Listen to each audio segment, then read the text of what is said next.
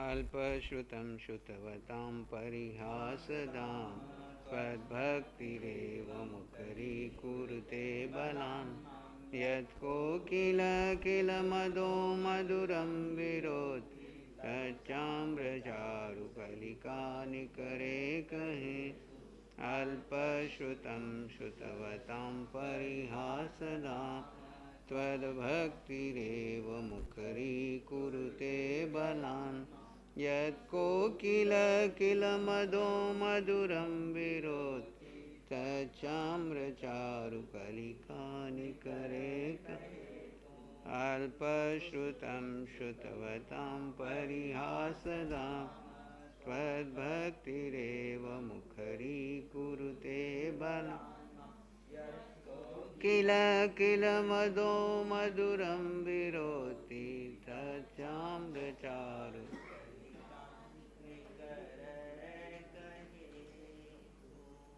आराध्या अरिहंत प्रभु के चरणों में अनंत अनंत आस्था के साथ वंदन। शासनपति श्रमण भगवान महावीर स्वामी के चरणों में अनंत अनंत आस्था के साथ वंदन। जिन शासन देव जिन शासन माता को नमन। आत्मज्ञानी सद्गुरुदेव युग प्रदान आचार्य भगवान के चरणों में अनंत अनंत आस्था के साथ वंदन। आत्मप्रिय मुनिवृंद, आत्मार्थी साधक साधिकाओं, हम सभी श्रवण कर रहे हैं दशवेकालिक सूत्र के माध्यम से कोहम मानम च मायम च लोभम च पावड्ढणम वमे चत्तारि दोषे इच्छन्तो ही यमपण। जो साधक जो साधु वस्तुतः अपना हित चाहता है वह उसे क्रोध मान माया लोभ इन चार महादोषों को पूर्ण रूप से परित्याग कर देना चाहिए, क्योंकि ये चारों दोष पूरी पूरी पाप वृद्धि करने वाले हैं और जहाँ पाप वृद्धि है वहाँ हित कहाँ। नहीं, चार महादोष है क्रोध मान माया और लोभ। ये जिसने अपना हित चाहते हैं। अब यहाँ पे समझो, अपना हित यानी क्या, किसका हित? अपना यानी कौन? जीव का या अपने व्यक्तित्व का? यहाँ भेद की जरूरत है। हम अपने में अपना व्यक्तित्व समझते हैं, अपने में शीर्ष मुनि का समझते हैं। यहाँ जो शास्त्रकार कह रहे हैं अपना यानी अपनी आत्मा का हित। जड़ और जीव दोनों का भेद करके जो जीव अपनी आत्मा का हित चाहता है, क्रोध करने से हो सकता है आपके शरीर का काम हो जाए। जो काम तुम कराना चाहते हो सीधे से नहीं हो रहा तो क्रोध करके हो जाए, मान करके हो भी जाए, माया करके भी हो जाए, लोभ करके भी हो जाए। तुम्हारा अपना व्यक्तित्व का काम जिस पे तुम अटके हुए हो, तुम इसीलिए शस्त्र का उपयोग करते हो। जरूरत पड़ती है क्रोध रूपी तलवार निकालते हो, मान रूपी अहंकार का घोड़े पे बैठते हो, माया रूपी जाल जलते हो सामने वाले को फंसाने के लिए, अपना कार्य सिद्ध करने के लिए। लोभ में आकर के सब इकट्ठा कर लेते हो और आपको लगता है कि इससे मेरी आत्मा का हित, मेरा हित होगा।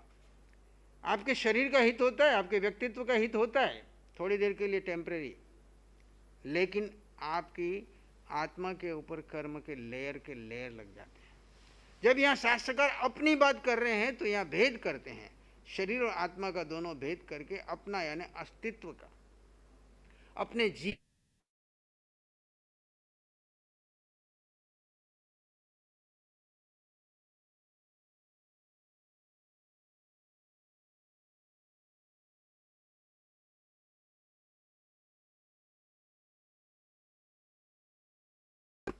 मुंबई से आए हुए साधक का कि क्रोध आए तो कैसे जीते, क्रोध को कैसे शांत करें।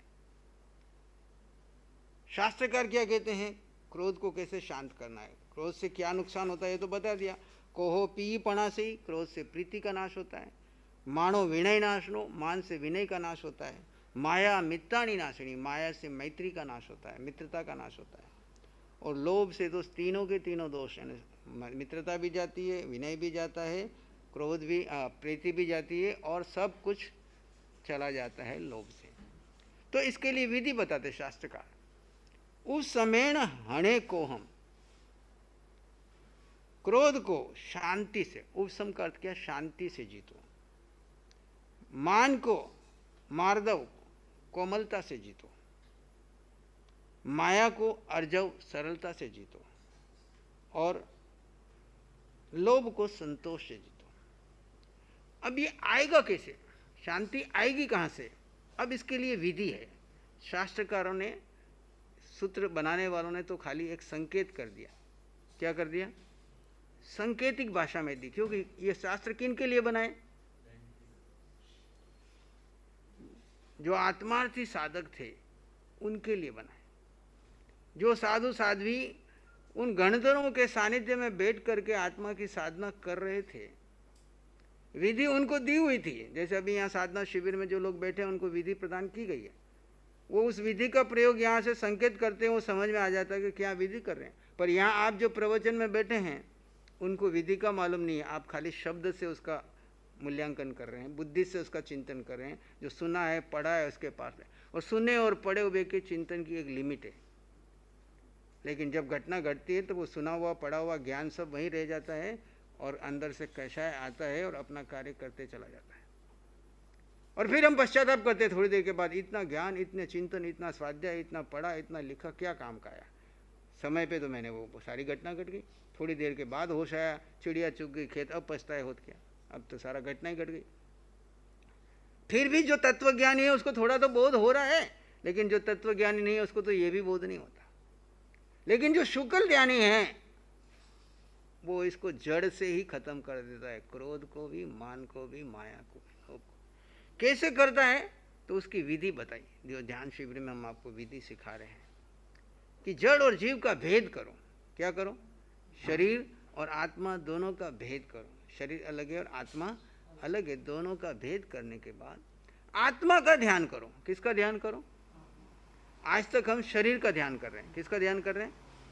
शरीर का ध्यान कर रहे हैं, आत्मा का ध्यान नहीं कर रहे हैं। मन का ध्यान कर रहे हैं, बुद्धि का ध्यान कर रहे हैं, पांचों इंद्रियों के विषयों का ध्यान कर रहे हैं कि ये सब मेरे अनुसार चले, मुझे मिले तो मेरा आनंद हो गया। आपके मन के अनुसार काम हो जाए, आप जो चाहते हो वो आपको मिल जाए, आपकी इच्छाओं की पूर्ति हो जाए, तो आपको क्या आनंद आता है। वो आनंद टेम्परेरी है। एक इच्छा की पूर्ति हुई कि दूसरी इच्छा तैयार खड़ी होती है, दूसरी हुई, तीसरी इच्छा तैयार खड़ी। इस प्रकार हम इच्छाओं के चक्रव्यूह में पड़ जाते हैं। लेकिन जब भेद ज्ञान की साधना करते हैं, शरीर और आत्मा का भेद करते हैं, और जब आत्मा का ध्यान करते हैं तो शरीर गौण हो जाता है। क्या हो जाता है? अब गुस्सा करते हैं तो सब पुद्गल के लिए करते हैं, शरीर के लिए करते हैं, व्यक्तित्व के लिए करते हैं, नाम के लिए करते हैं, पद के लिए करते हैं, प्रतिष्ठा के लिए करते हैं, अपने मन के अनुसार चलाने के लिए करते हैं। और जो व्यक्ति शरीर और आत्मा का भेद कर लेता है वो मन को पराया समझता है। पहली बेसिक क्या बात है? शरीर अपना है कि पराया है?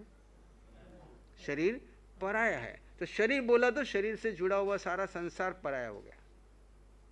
शरीर बोला तो मन भी पराया, बुद्धि भी पराई, क्योंकि बुद्धि में जितनी सूचना इकट्ठी की वो यहाँ से इकट्ठी की, पिछले बहुत से साथ लेके आए थे।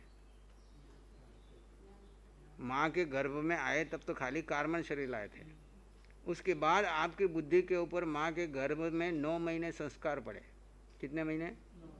वहाँ पे जैसे जैसे आपकी मति डेवलप होती गई, पर्याप्तियाँ बढ़ती गई, आहार पर्याप्ति, शरीर पर्याप्ति, इंद्रिय पर्याप्ति, भाषा पर्याप्ति, मन पर्याप्ति, है ना, ये पर्याप्तियाँ बढ़ती गई। और उधर से माँ जो आपको खाती पीती देखती बोलती सुनती, वो सारे संस्कार आपके ऊपर पड़ते गए। 9 महीने के वो संस्कार, और 9 महीने के बाद बाहर आने के बाद जो कुछ आपने यहाँ पे पांचों इंद्रियों से देखा, सुना, पढ़ा, खाया, स्पर्श किया, सूंघा, उससे आपको क्या मिला?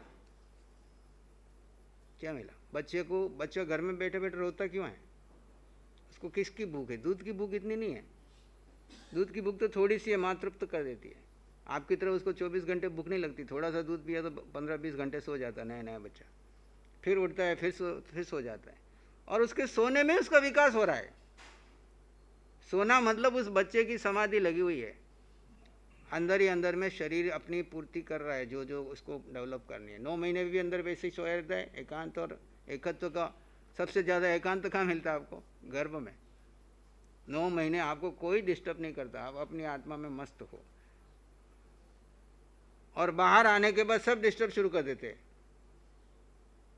आपकी आवश्यकता तो थोड़ी है, लेकिन उनकी इच्छा के अनुसार आपको चलना पड़ता है। कभी उठाते हैं, कभी बिठाते हैं, कभी घुमाते हैं, कभी रुलाते हैं, कभी हंसाते हैं, और फिर आपको संस्कार डालते जाते हैं। फिर थोड़े और बड़े होते हैं, पढ़ाते हैं, लिखाते हैं, फिर आपको संस्कार डालते हैं, अब तुम कुछ भी नहीं हो, तुम्हें बहुत बड़ा आदमी बनना है।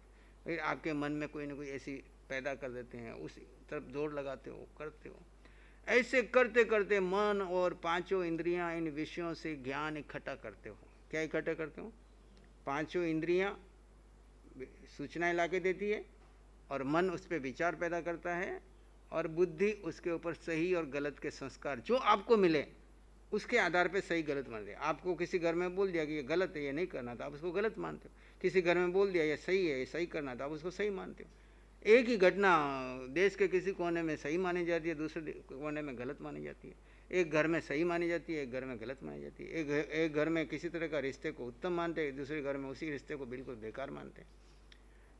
सही गलत क्या है? हमने यहाँ पे जो कुछ सुना, पढ़ा, लिखा, इसके आधार पे इस बुद्धि में जो सूचनाएं भर दी, वो बुद्धि का ज्ञान। ये बुद्धि का ज्ञान अपना है कि पराया है? पराया है। मन की विचार अपने है कि पराये हैं? पांचों इंद्रियों से सूचनाएं जो लेके आए वो अपनी है कि पराई है?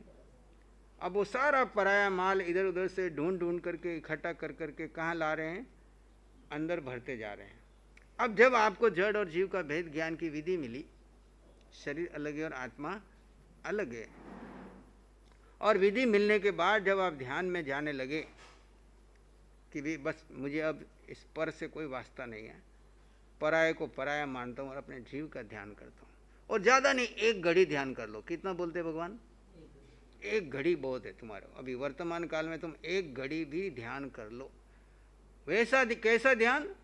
जिसमें एक समय भी जीव के अलावा अजीव का ध्यान न हो, न बीच में मन आए, न कोई विचार आए, न कोई बुद्धि का संस्कार आए, न कोई अन्य वृत्ति आए।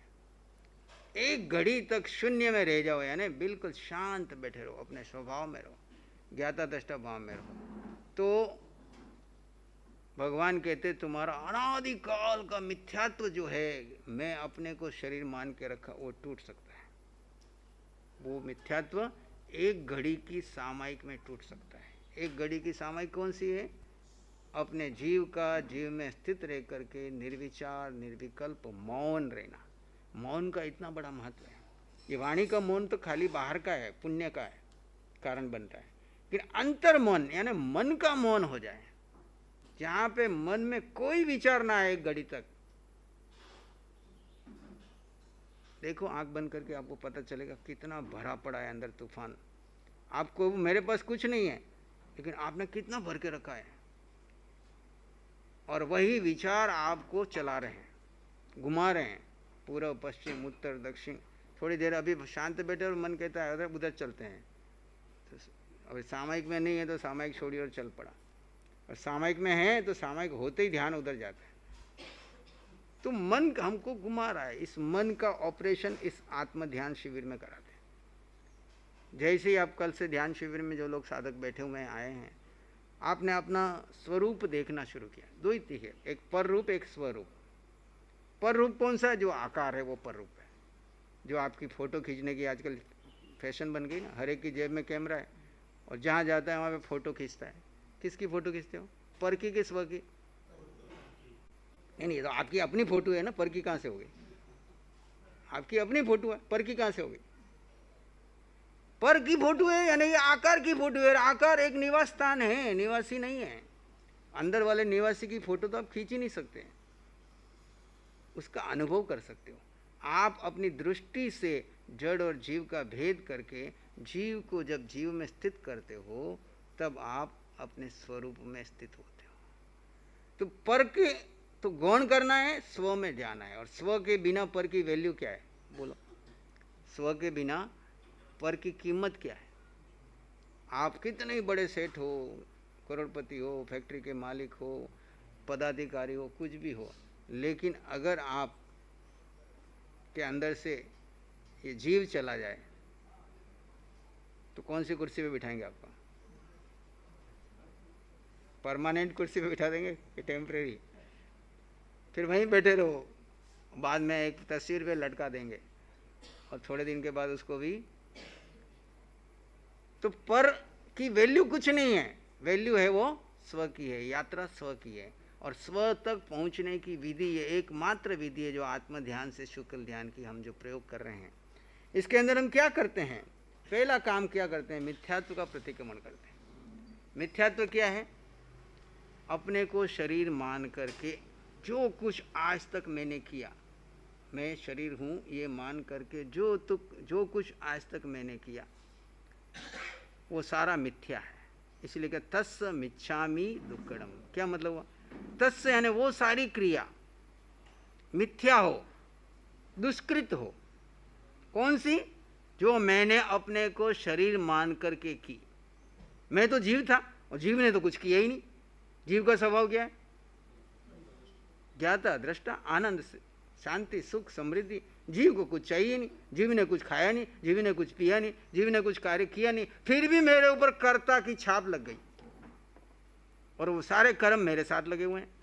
उसका प्रतिक्रमण करो। प्रतिक्रमण क्या करना है कि जो मिथ्यात्व की दृष्टि में, अज्ञान की दृष्टि में मैं जो था नहीं और मैंने अपना मान लिया। जैसे रस्सी को सांप मान लिया, रस्सी में सांप था नहीं, अब आपको भ्रम हो गया कि सांप है, तो उस रस्सी का क्या दोष है? अब तोड़ना है रस्सी को या भ्रम को तोड़ना है? और भ्रम कब टूटेगा? भ्रम कब टूटेगा? जब आपको ज्ञान का प्रकाश होगा। जैसे अंधेरे में लाइट जला दो और आप देखो ये तो सांप नहीं है, ये तो क्या है? कितनी देर लगी आपके टेंशन को दूर होने में? जो ऐसे ऐसे धड़क धड़क कर रहा था, अभी काट देगा सांप, आवाज निकलेगी, अरे बाप रे क्या हो गया, है ना? और जैसे ही प्रकाश हुआ और किसी ने बताया ये तो सांप नहीं रस्सी का टुकड़ा है, अपने सिर पे हाथ मारते हो और अपने आप पे हंसते हो। जिस दिन तुम्हारा निश्चय में मिथ्या तो टूटेगा, उस दिन तुम अपने आप में हंसोगे कि मैंने जीवन भर और अनंत जन्मों तक क्या किया, कौन से भ्रम में मैंने कर्म बांधता रहा। वास्तव में तो जो मान रहा वो था ही नहीं। मैंने जो अपने को मान लिया वो मैं तो था ही नहीं, मैं तो जीव था और इस जड़ को अपना मान करके इसके लिए आर्तरोध्यान करता रहा, इसके मुंह में पड़ा रहा, कितने कर्म बांध लिए और अभी भी बांधे ही जा रहा हूं। अनंत अनंत पुण्य की कतारें लगती है। तो भगवान फरमाते हैं कि इस पंचम आर्य में आपको ये चतुर्थ आर्य की, शुक्ल ध्यान की, आत्म ध्यान की विधि का परिचय मिल रहा है। और इसका अगर तुम प्रयोग कर लो और इसके अंदर में तुम उतर जाओ तो तुम्हारा जीवन रूपांतरण हो जाए। तो पहले आते ही हम क्या कराते हैं? मिथ्यात्व का प्रतिक्रमण। दूसरा प्रतिक्रमण प्रमाद का प्रतिक्रमण। कौन सा प्रतिक्रमण? हाँ, वृत्ति हो तो अव्रत का प्रतिक्रमण। और वृत्ति का तो ठिकाना ही नहीं है ना? तो वृत्ति हो तो व्रत में जो दोष लगे उसका प्रतिक्रमण। और प्रमाद यानी बेहोशी। प्रमाद यानी क्या? प्रमत्त, परम उत्कृष्ट रूप से मत वाला हो जाना। हाथी मत वाला होता तो क्या करता है? अभी सुना ना, रथ यात्राओं में हाथी मत वाले हो गए, है ना? तो लोगों को भगदड़ मचा दी। और आप मत वाले हो गए, कितनी भगदड़ मचा रहे हो। वो तो उसका तो भी मत कोई महावत आकर के उसको पकड़ के उतार देता है। ये हमारा मत तो और बढ़ता ही जा रहा है। परम उत्कृष्ट रूप से मत वाला हो जाना, ये प्रमादी है। इसका प्रतिक्रमण मैंने बेहोशी के अंदर अपने आप को शरीर, व्यक्तित्व, शीर्ष मुनि मान करके जितने भी कर्म के बंधन बांधे वो सब बांधे। तो ये शीर्ष मुनि ने, जीव क्यों भोगे? कर्ता भोगता तो ये शीर्ष मुनि मुना, जीव क्यों कर्म लेके अगले भाव जाए? लेके जाना क्या? ये शीर्ष मुनि तो यहीं छूटेगा, साथ जाएगा क्या? पर इसको मैंने अपना मान के जितना मत वाला होकर के प्रमादी बन करके कर्म बांधे, वो सारे कर्म का तोड़ने का प्रतिक्रमण है, प्रमाद का प्रतिक्रमण। क्या प्रमाद का प्रतिक्रमण? कि अपने बेहोशी में आकर के जिस को भी मैंने अपना मान करके जो कर्ता और भोक्ता बना, किसी भी क्रिया का मैं कर्ता बना, चाहे वो धर्म की क्रिया थी, चाहे वो संसार की क्रिया थी। जहाँ जहाँ मैं कर्ता भोक्ता बना, क्रिया प्रतिक्रिया की, अच्छा बुरा माना, सही गलत माना। कौन करता है सही बुरा, अच्छा बुरा? प्रमादी व्यक्ति। वो सब का मैं प्रतिक्रमण करता हूँ। क्यों प्रतिक्रमण करता हूँ? क्योंकि वो प्रमाद के समय में मुझे अपना ही होश नहीं था। जैसे एक शराबी व्यक्ति को नशे में वो गाली गलौज करने लग जाता है, उल्टा पुल्टा बोलता है, माता और बहन में पता फर्क नहीं पड़ता है, पत्नी और उसमें फर्क नहीं पड़ता है, तो आप उस पर गुस्सा करते हो कि करुणा करते हो? नशा चढ़ा हुआ है, फुल टाइट है, और वो सब ऐसी हरकतें कर रहा है, आप उस पर गुस्सा करते हो कि करुणा करते हो? करुणा करते हो, बेचारे पे नशा चढ़ा हुआ है। जब नशा उतरेगा तो इसको पश्चाताप आएगा कि मैं क्या कर रहा था, कितने घंटे मैंने बर्बाद कर दिए, कैसा मेरा जीवन मैंने खराब कर दिया। हमको भी ये नशा चढ़ा हुआ है। जिस दिन ये नशा उतरेगा प्रमाद का, तब आपको होश आएगा, अरे मैं तो ज्ञाता दृष्टा भाव था और मैंने कर्ता भोक्ता बन के क्रिया प्रतिक्रिया करके अच्छा बुरा मान के इस जीवन में भी कितने कर्म बांध लिए और अनंत की यात्रा में कितने बांधे होंगे।